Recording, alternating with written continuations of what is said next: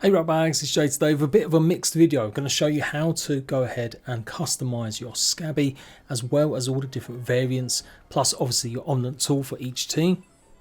And I'm going to have a first look at the actual skins in the Founders Pack as well as the art book, as it does reveal some maybe future stuff that's pretty interesting.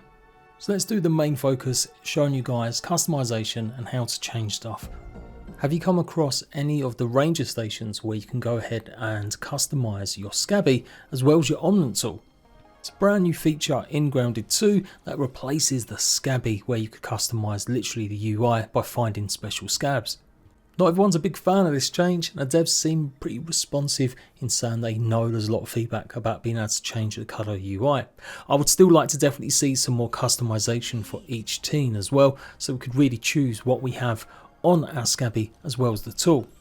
And that's the point of this video today, to give you a rundown of the resources you need and show you each customization for each team. I did do a short showing you the locations of this, but here it is again in the Pine Hill area just next to the picnic table, and the other one is just south of the statue and flower beds over to the east. So for Pete's Scab 2K, you're going to need a scorpion pincer and some blueberry leather. I do believe the pincer's got more chance of dropping from the full adult scorpions. And for the Ominant tool, you will need a scorpion chunk as well as some caterpillar goop. So they're pretty easy to get, obviously, if you've gone ahead and killed some scorpions, and caterpillar goop is really easy. Shout out to Cooked Shrimp for this one, because obviously I tried to go and check out some of these customizers, but I couldn't do it because I hadn't gone and unlocked the first ranger station by creeping into the cave and listening to the voice call. When you do that, all the other ranger stations will be open, but until then you won't be able to get into any. So stink bug parts and an orb weaver chunk, which you may be able to get at least the stink bug parts from certain egg sacs. Otherwise, obviously go and kill a stink bug. And for Willow's Ominant tool, you're going to need a butterfly chunk and an acorn shell.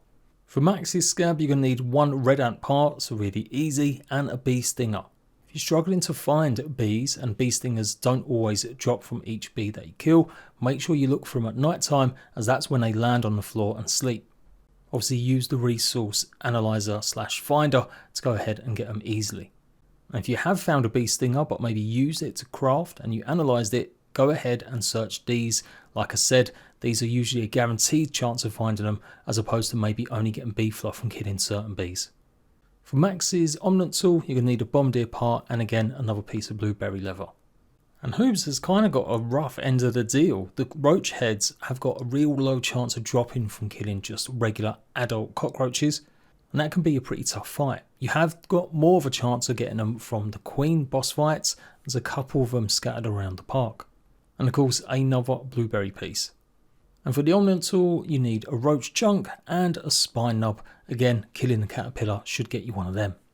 So there you go. Let me know how much you like these new customizations. If you want to switch back to the regular version, you just need to go back to the customizer at these stations and you can do so. And you won't have to pay any more resources to change it back. Really am hoping they're going to give us a way to find more skins, and particularly just to change the UI colour as well. And it would be nice also to be able to choose other teams, maybe skins for our own too. So I'm going to show off the Founders Pack. I had my reservations about the Founders Pack. I still think that early access games shouldn't really have any extras to buy unless you're like a really independent small game for like an art book. And what's weird was that my code came with the art book and the soundtrack, but not the actual skins. Now to equip your skins, you need to go into the options menu and you'll see it under game, Founders Pack Skin Display, and you just swap them out. You don't have to do it before you play the game, you can do it while you're playing. You can see here I've got the mighty Mant on me already. And after playing around with the skins and seeing what they look like, I've got to say they are nice for sure. They will just replace any armour looks that you've got, but of course whatever armour you're wearing will still be the same underneath. It's maybe not great if you're playing co-op with others and you want to know exactly what they're rocking. The thing that kind of bugs me even more now though is there are no skins to go ahead and find in the game. And I've said this a couple times in live streams and stuff. This was one of the things that I assumed would be there. You guys have asked for customization for a long last time. So it still feels a bit rubbish that the only way you can customize with Transmog system, which is a really basic thing in so many games nowadays, is by spending more money. I did raise this to the devs when I did a little interview with them in LA after going checking out the event and being invited to the studio, and fingers crossed in the future maybe there'll be some skins added for free. They wouldn't actually confirm that, but that's what I kind of suggested, and I hope they do add. Because if they do, then I'm down for them selling more skins in the future once the game comes out of early access. I've said it a few times as well, it'd be so cool to have different skin packs. Not going too crazy, but imagine if there was some skins, there was some more decorations, some building pieces and stuff. Nothing game changing, nothing that affects actual gameplay. Big updates after 1.0, you get one of these packs. I'd be totally down for that, especially if the skins were things really interesting. Like the one I've been using as the best example is the Ominant pack. Imagine we could all have different types of scientific coats and rubber gloves and maybe some masks, hazmat suits in different colours, or just some really nice variants for the teens themselves, changing their t-shirts, their trousers and stuff, or their hair. It's a small little thing, but I do know after 5 years of covering Grounded, I've seen thousands of comments. A lot of you guys over that time have always wanted to be able to customise stuff. We haven't got the Scab-B as I've shown off, and obviously the Ominant tool, but I think that's probably the worst thing that could be customised. Like if they can get it together and start adding some skins that we can find in game and then go ahead and add packs to sell, I'll be supporting that all the way. But yeah, I can't lie, these skins do look good. I was expecting there to be a few buildables, but it does look like they're coming soon. They have said they're going to be adding more to the Founders Pack in the future as well, in terms of extra buildables as they go through early access. So I suppose that's pretty good as well. I think just on the skins though, the one I don't like is probably this rogue one. It kind of looks a bit weak sauce compared to the others. Also, don't forget there is the tools, as you can have them as display. They'll pretty much cost some of the resources needed to craft them anyway. You can't use them sadly, but they are there for decoration purposes if you really want. I do think this is a cool nod. I know some of you guys are still not impressed with the Ominant tool. I'm sure they're going to make some more improvements to it. I am really vibing with it now. It does get annoying though when it does pop out or kind of doesn't pop out because you've got a bug or you're buggy close to you. So I think some of my concerns were a bit valid, that it'd be popping out all the time when you didn't want it to. But all I've got to do to fix that is just increase the range that the buggies basically hover around you. And I'm not sure if I'm missing it, but I couldn't see any brand new emotes. Like I'm sure the emotes that I saw in the posing in photo mode were all similar ones or oldish ones. They came with the Founders Pack as well. And yeah, don't forget the tools, that's for everyone, not anyone that just owns the Founders Pack. Everyone that buys Grounded should have access to the display tools. So on PC, you can't start the soundtrack or the art book until you go ahead and close Grounded and then click the actual art book itself. It took me ages to work that out.